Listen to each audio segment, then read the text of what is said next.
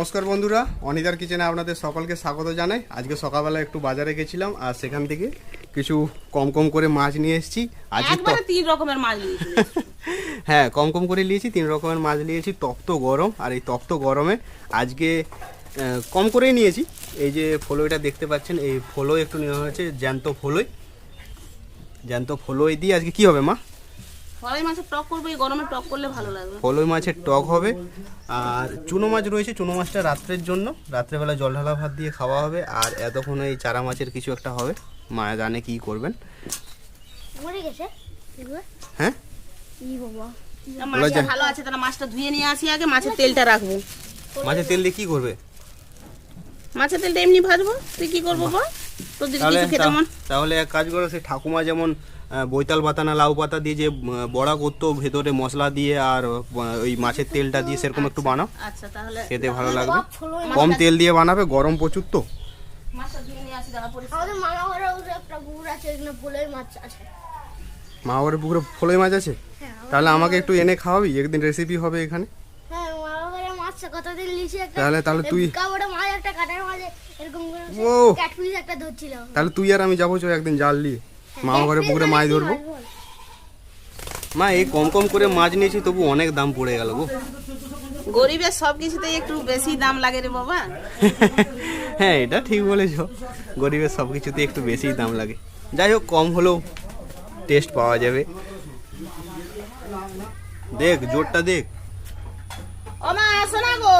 দেখেছো জ্যান্ত ফুল হয়ে গেছে? বাহ, এ ফলের টক দারুণ লাগবে গো মা, জ্যান্ত ফুল। ওরা মরে গেছে। হ্যাঁ, একটা মরে গেছে, 3টা জ্যান্ত আছে, নিয়ে আসতে মরে গেছে আর কি। আজকে সকালে মুড়ি ভাজতে যাওয়া হয়েছিল, একদম সকাল সকাল মুড়ি ভেজে নিয়ে আসা হয়েছে। বাড়িতে মুড়িও নেই, দিদাই মুড়ি চালাচ্ছে। তারপরে যদি সময় হয় মায়ের সঙ্গে একটু হাতে হাত লেগে দিবে, 3 রকমের মাছ আছে তো। আগে কিন্তু আমার দিদা কতদিন হলো তোমরা মেশিনে মুড়ি ভাজা শুরু করেছো? এই 5-6 মাস। 5-6 মাস হলো। মানে আমার দিদার এখন বয়স 65 প্লাস। 56 55, কিন্তু দেখে আরো বয়স মনে হচ্ছে, আমি প্রপার জানি না। 55 বছর বয়স, মানে 1 বছর যদি মাইনাসও করে দিই, 54 বছর বয়স পর্যন্ত চাল লেড়েই ভেজেছি কিন্তু।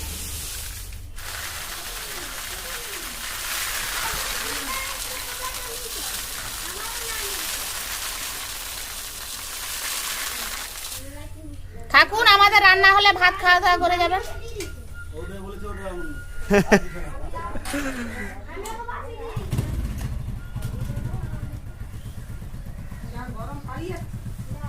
হ্যাঁ, কালকে আসবে আবার।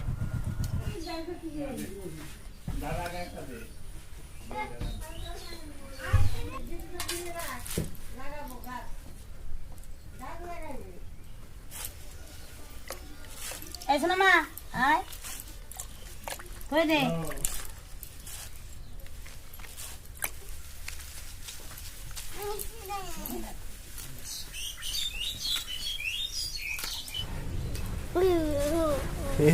ধরি লিবে, হ্যাঁ, বন্ধ কর দাও। ধরি লিবে।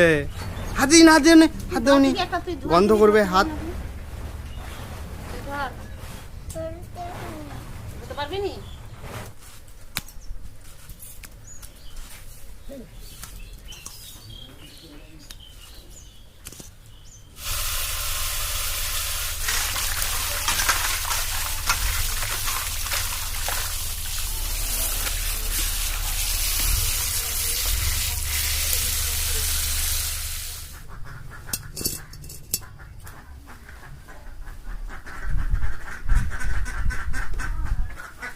মাছটা কেটে ধুয়ে সবজি কেটে স্নান করে চলে এসেছি বন্ধুরা রান্নার জায়গায়। উনুন ধরিয়ে নিয়েছি, এবার মাছগুলোকে প্রথমে ভেজে নেব। মাছে আমি লবণ মাখিয়ে রেখেছিলাম, এবার একটু হলুদের গুঁড়ো মাখিয়ে দিচ্ছি। প্রথমে আমি বাটা মাছগুলোকে ভেজে নেব।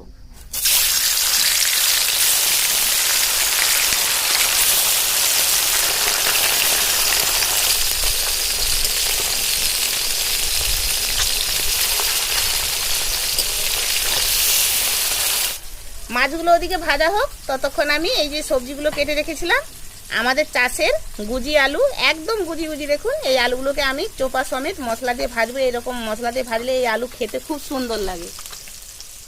আর এই যে পটল কেটে রেখেছি এগুলোকে ধুয়ে পরিষ্কার করে নুন মাখিয়ে দেবো, নুন হলুদ।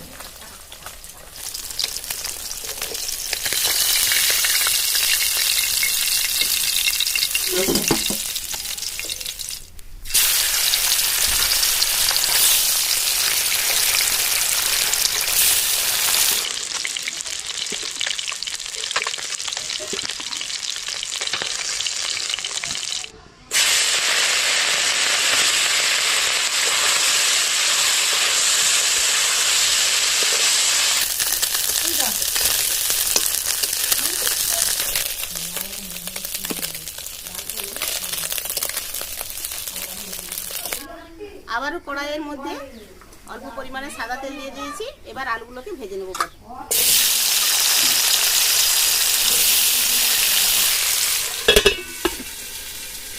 আদা বেটে নেব,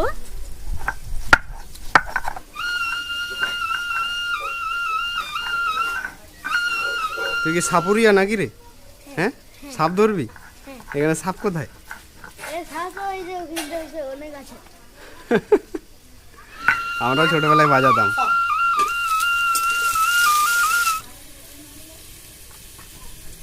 মা মশলাগুলো বেটে দিবে বলছে, বেটে দিই ততক্ষণ, তাহলে একটু তাড়াতাড়ি হয়ে যাবে। এনা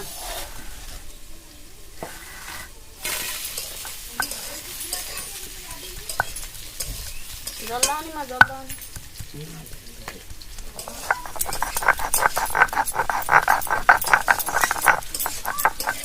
এখানে তুলে দাও। পেঁয়াজও একটু বেটে দিই না। 8 পিস লঙ্কা আছে, বেটে নিচ্ছি। 1 পিস পেঁয়াজ আছে, ওটাও বেটে দেবো। এটাও বেটে দিচ্ছি।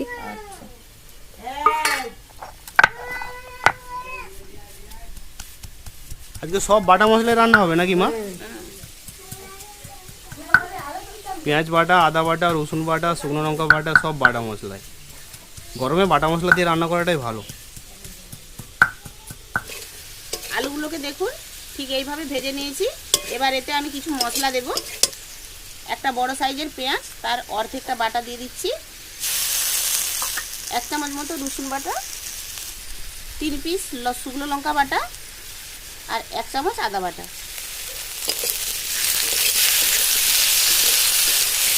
এবার নেড়ে নেড়ে 3 থেকে 4 মিনিট মতো একটু ভেজে নেব।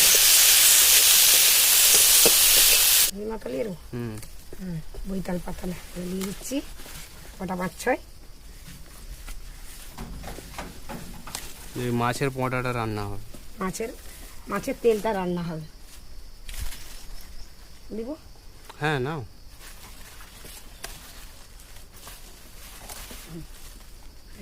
একটা, দুটা, 3টা, 4টা, 5টা আর নেবো।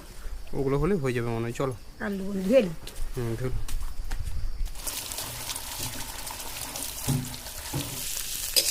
আলুগুলো খুব সুন্দর করে ভেজে নিয়েছি, এবার তুলে নেব।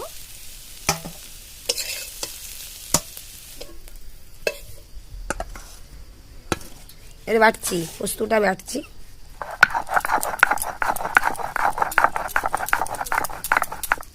আবার কড়াইয়ে একটু সাদা তেল দিয়ে দিচ্ছি পটলগুলো ভাজার জন্য।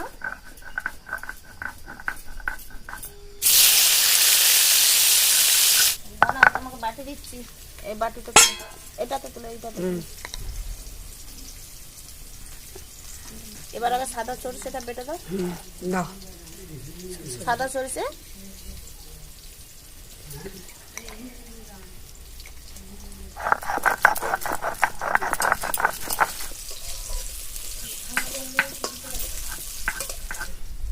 এই যে এবারে সরষা বাটাটা একটু তুলে নিলাম। কালো সরষে আর 2 পিস কাঁচা লঙ্কা নুন দিয়ে বেটে নিচ্ছি। নুন দিয়ে বেটে নিচ্ছি।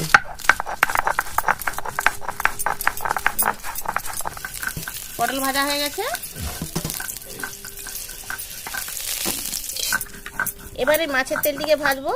তার জন্য এই যে অর্ধেকটা পেঁয়াজ বাটা রেখেছিলাম, পেঁয়াজ বাটা, অল্প একটু শুকনো লঙ্কা বাটা, একটু আদা বাটা, একটু রসুন বাটা, সব দিয়ে মাছের তেলটিকে মাখিয়ে নেব।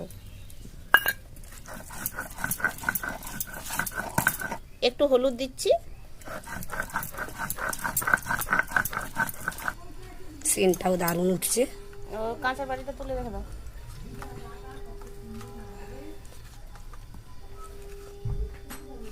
মা কুমড়ো গাছ থেকে কুমড়ো পাতা তুলে নিয়ে এসেছে। আমার ছেলে বলেছে তার ঠাকুমার মতো এই কুমড়ো পাতায় মাছের তেল দিয়ে ভেজে দিতে। হ্যাঁ, একদম ঠাকুমার মতো করে ভেজে দাও, যেন সেই পুরাতন দিনের স্বাদ পাওয়া যায়। তখন ঠাকুমার মতো কি আর আমার রান্না হবে? আগেকার মানুষের রান্নাটাই আলাদা ছিল, তেল মশলা কম। টকটাই আগের আমসি দিব না এখন? না পুরাতন আমসি দিয়ে করতে হবে, তাহলে তো আমি কাঁচা আম দিয়ে টকটা করতাম। ফলই মাছ, পুরাতন আমসি দিয়ে ফলই মাছের টক খুব দুর্দান্ত লাগবে। আর বাটা মশলাতে আগেও ঠাকুমা কিন্তু বাটা মশলাই করতো, কোনো সময় গুঁড়ো মশলা ইউজ করেনি। না। এই মাছের তেলে অল্প পরিমাণে একটু লবণ দিচ্ছি।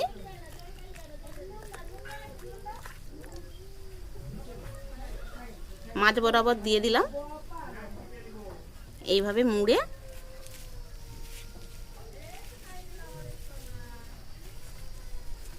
এবার কড়াই দিয়ে দিচ্ছি।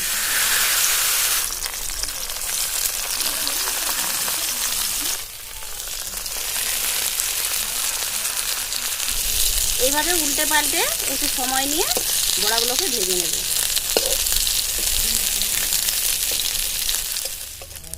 5 মিনিট ধরে ভেজে নিয়েছি, কারণ ভিতরে যেহেতু কাঁচা মাছের তেল আর মশলা দেওয়া রয়েছে, তাই একটু সময় নিয়ে ভাজতে হবে।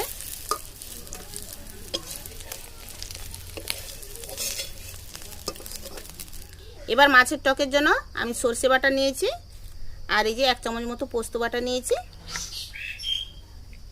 একসঙ্গেই দিয়ে দেব।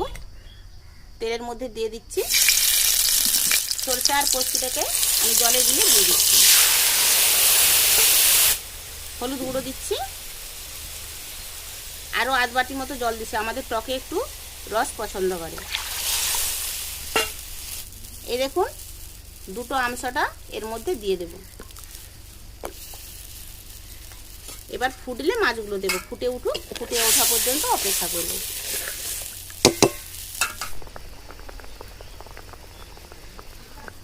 ঝোলটি ফুটে উঠেছে, এবার এর মধ্যে আমি ফলই মাছগুলো দিয়ে দেব।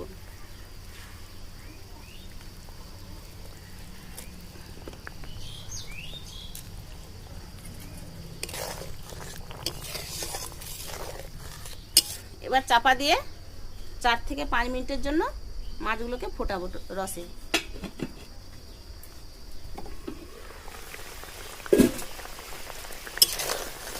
5-6 মিনিট মতো ফুটিয়ে নিয়েছি, এবার নামিয়ে নেব।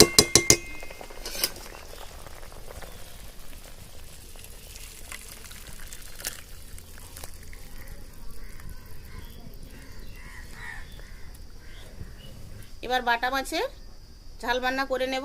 তার জন্য কড়াইয়ে সরষের তেল দিচ্ছি। একটা বড় সাইজের কুচানো পেঁয়াজ ভাজা হয়ে গেছে। এবার 2টো শুকনো লঙ্কা বাটা দিচ্ছি, আর একটা কুচনো টমেটো দিচ্ছি।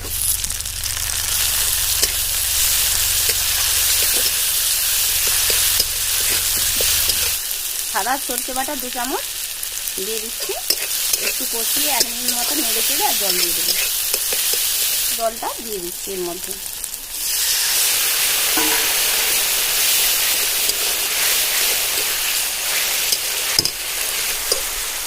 এবারে যে কালো সরষে বেটে রেখেছিলাম, কালো সরষে বাটাটাও দিয়ে দিচ্ছি। আবারও পরিমাণ মতো 1 বাটি জল দিচ্ছি।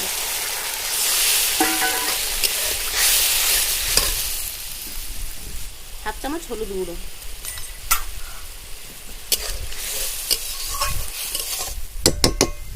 ঝোলটি ফুটে উঠেছে, এবার বাটা মাছগুলো দিয়ে দিচ্ছি।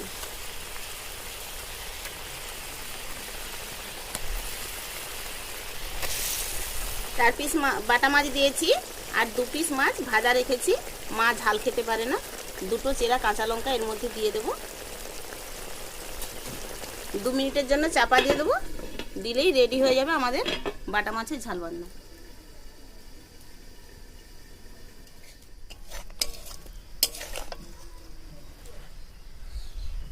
মাছের ঝাল রান্না রেডি হয়ে গেছে।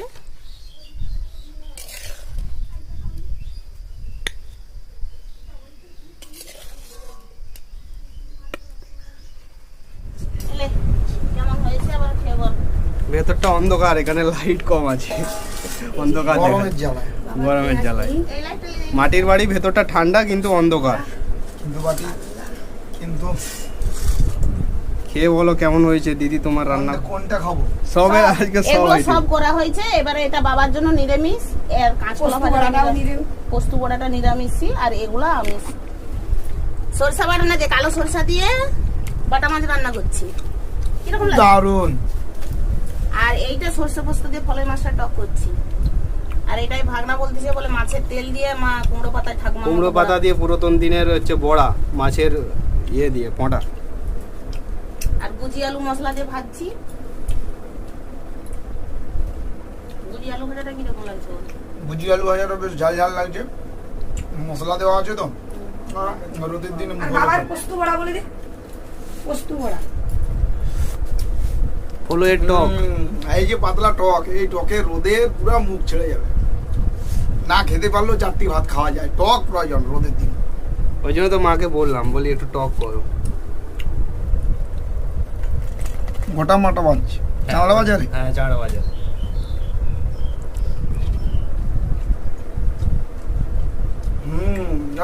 অনেকদিন আগে হোটেলে খেয়েছিলাম এরকম গোটা গোটা বাটা মাছের সব তরকারি। সব কিন্তু বাটা মশলাই করা হয়েছে, বাটা মাছ বাটা মশলায়।